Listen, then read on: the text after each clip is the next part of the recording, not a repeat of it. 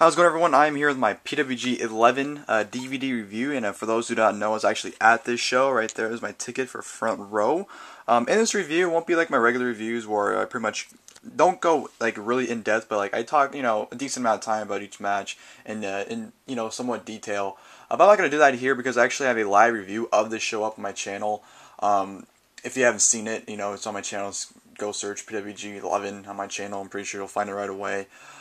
So if you want to hear like an in-depth, really in-depth by the way, because that video is pretty long. So if you want to hear my live thoughts on it and perspective from it, definitely go to that video if you want, like I said, an in-depth review. Because you're not going to get that here in this review. My goal to accomplish in this video is pretty much, compare a live aspect to the DVD version. Pretty much, point out things I didn't notice or just pretty much what I thought of the match on DVD compared to live. So I'm not going to, go in-depth, but I just want to, give my thoughts on the DVD version, how it came out with DVD basically. So that's what I'm hoping to accomplish in this video. So without further ado, let's get into the video and let's not waste any time. Of course, in the DVD cover here, you got a picture of Matt Jackson right there. You got Nick Jackson throwing him up, and of course you got Candice and Joey right there posing with the 11 in the background. Nice little cover here. Of course, recorded live on Saturday, July 26, 2014 in celebratory Reseda, California. You open it up, you got a picture of Kyle O'Reilly with, I don't know why the belt looks purple for it. It's a green title. So that's weird that it looks purple. I don't know why they did that. Well, the front's purple, so I guess that makes sense. But there's a disc right there. You got a picture of Candice and Joey. Candice just gushing blood out of her head. And Joey with the title on his shoulder right there. And there, of course, at the spine, you have 11 right there. You have Kevin Steen right there.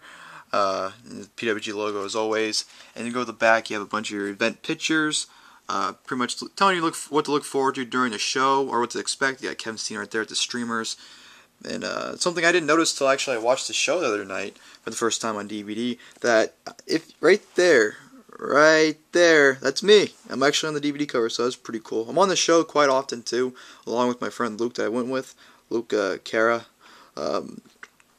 But yeah, that was pretty cool to see yourself on the back of a DVD. You don't say that every day. But of course, here's a little description bio, whatever you want to call it.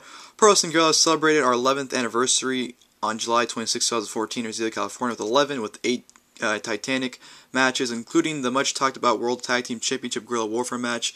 You certainly do not want to miss this opportunity to own this DVD.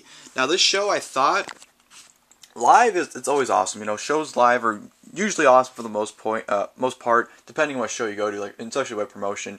So the show live was awesome, but on DVD, I still thought it was very good. I wouldn't say it was a great show. I wouldn't say it's the best show of the year by far, by any means so far. But I definitely thought this was a good show. I thought this was very easy to sit through. It's just over 3 hours, but honestly, like I don't know if I felt this way because I was there and knew what to expect, or I knew what to, like I said, knew what to expect.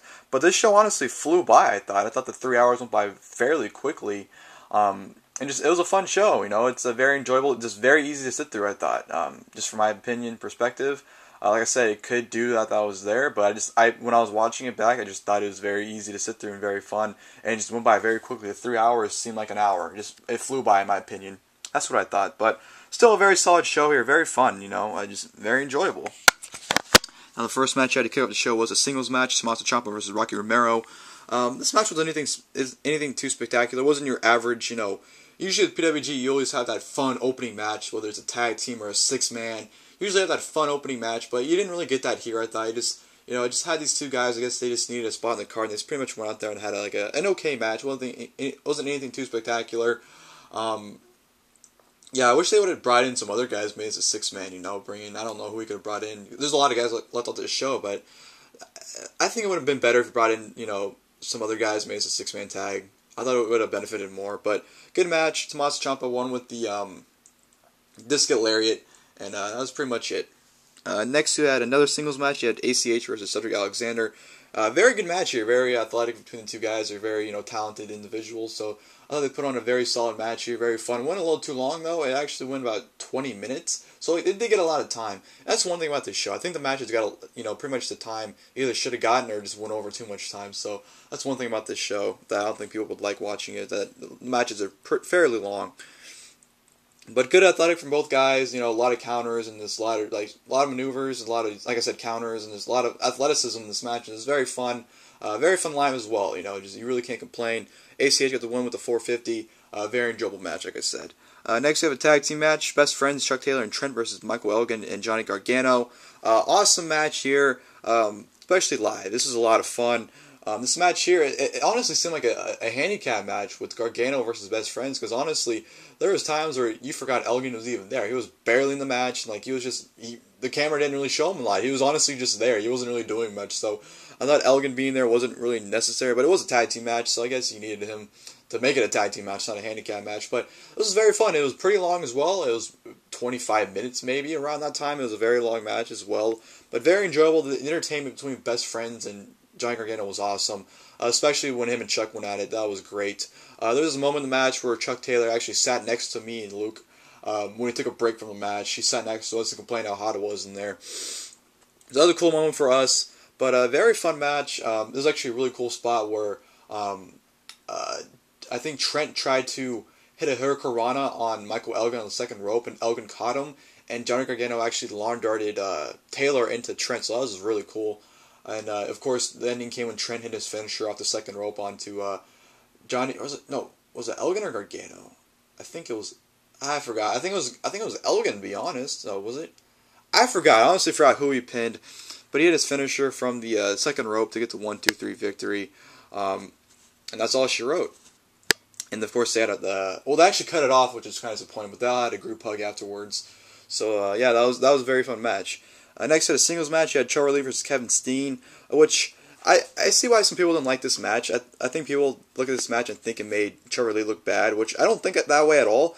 I thought this match actually made Trevor look good, because even though at the beginning of the match he pretty much got his ass kicked by Steen pretty much dominated him. By the way, Steen actually saved my life. When Trevor leaps on the outside, the first time when he dives over the post, Kevin Steen actually pushes me out of the way and saves my life, so thank you, Kevin. I owe you my life. But back to the match. Kevin Steen, like I said, dominated him, but I thought it made Trevor look good, because when Kevin Steen powerbombed him on all four sides of the apron and threw him back in the ring, the crowd was chanting one more time, and Steen's like, no, I already done it 4 times. He was feeling sympathy for him, and Trevor just screams, fuck you, off the top of his lungs and pisses Steen's off, and Trevor pretty much took everything Steen gave at him and pretty much, survived it, and, he kicked out of the package power driver, which I thought made him look strong, so I thought it made Trevor look good, to be perfectly honest. I don't think it made him look bad at all. Of course, Trevor ended up getting the victory with the Steen gave him a small package, and he rolled him over and pinned Steen for the 1-2-3. So it was a cheap finish, but it was a way to get him over without making him pinning Steen completely cleanly. And of course, Steen cut his post-match promo, which was great. Which to be honest, I wish they would have done more. I wish they'd have brought the guys out to say goodbye to him. But I understand why they didn't do that. But it was still great. But like I said, I wish they would have done a little more to make it feel more special. But it was still wonderful. It was still great. Then you had a singles match, Frankie Kazarian versus Brian Kendrick, which match was alright. You can argue this is the worst match on the card with the opener, which I don't think it was horrible, but I didn't think it was good by a long shot. This is pretty much the attraction match, really, just 2 guys who aren't there all the time. Brian Kendrick does a sporadic appearance every now and then, but freaking Kazarian hasn't been there in 8-9 years. So he hasn't been in PWG in a long time, at least that I know of. So it was a homecoming for both guys, and they put on a decent match. It wasn't anything special. Just like I said, the attraction to 2 guys was what really got the focus of the match. Kazarian, of course, there's a spot in the match where they didn't really click that well either. I thought they had a spot where Kazarian went for the flux capacitor, and Kendrick tried to counter it, but he completely botched it. So they didn't really go that well, I thought. But it was attraction, so I like that for that aspect. Kazarian got the win with the flux capacitor, so it was a fun match. Next, had a number 1 contender match, Adam Cole versus Roderick Strong, which I thought was the best wrestling match of the night. This is a great match, I thought. I just had a lot of fun watching both guys. I'm a huge fan of both guys, so just watching this match was a lot of fun. The way they worked on, Roddy's knee and, Roddy fighting back and the backbreakers and hurting Cole's back. I thought they told a really good story along with a very good match, so it was very enjoyable for me. And I actually got a lot of heat in this match. I actually yelled, "It's okay, Roddy, all you do is bow leave," and got a lot of heat in this match, so I didn't like that too much, but the match was very fun, very enjoyable. Marked out like some bitch when Roddy got the win with the end of Heartache. Just a very solid wrestling match and a good storytelling along with it. I had a lot of fun watching this live as well as on DVD, so it's a very enjoyable, fun match. Next, we have the World Championship title match, Kyle O'Reilly versus Chris Hero. Now, this match actually has a lot of different opinions on this match, and I can see why people give the opinions. I see a lot of people saying this match is horrible, it's boring, it's not very good, and I've seen quite a few people say it's a very good match, like I thought. From a live perspective, this match was great for the aspect of the storytelling, the way it was, especially the aftermatch, which they actually cut an important segment out, which I thought made the match more. If you would have watched it, you would have thought, thought differently of the match, because the match was slow and it was, a lot of like submissions and holds, and just it was really a storytelling based match. I thought the story was great. The story of Chris Hero basically dominating O'Reilly. O'Reilly just became champion, and the story of the match was, pretty much Hero trying to see if O'Reilly was tough enough to be the champion, basically trying to get him, pretty much show him what they expect as a champion, and gave him his best shots. I thought this match was very well told, especially at the ending with O'Reilly just getting the lucked out with the cross arm breaker and Hero tapping out, and after the match, of course, Roddy attacked him. It attacked him twice, and you can actually hear me banging the shit out of the mat. I was marking out like bananas. I lost my shit when that happened. But an important key, which they cut out, was after Roddy attacked Kyle, Hero actually cut a promo on Kyle, basically saying, "Hey man, this is the big leagues now. You're the world champion. You need to man up." And he cut a very important promo, I thought, because I thought it influenced. If the promo would have aired on the DVD or on the show in general, I think people would have a different view on the match, because that promo really, like, oh, this match made sense, it was the way it was now because of that promo. So I didn't like how they cut that out. I thought it was a very important key to the match, but whatever. I guess they felt like it didn't need to be on the show, but I thought it was a very important key to the match. So I was very disappointed that it edited it out. But very good match here. I thought it was very solid. I can understand why people didn't like it, like I said, but I thought it was good. And then, of course, go to the main event, which was the World Tag Team Championship title Guerrilla Warfare match. The Young Bucks versus the World's Cutest Tag Team. Just an insane match. Honestly, I haven't seen the Super Dragon Steen versus Young Bucks Guerrilla Warfare match yet, but I can honestly say this is probably the most crazy Guerrilla Warfare I've seen. And I was saying that because I was there, but this was honestly insane. The bumps, the attacks, like everything. This was it's such an intense. It was anarchy. That's the best word you can put it for this match. It was straight out anarchy.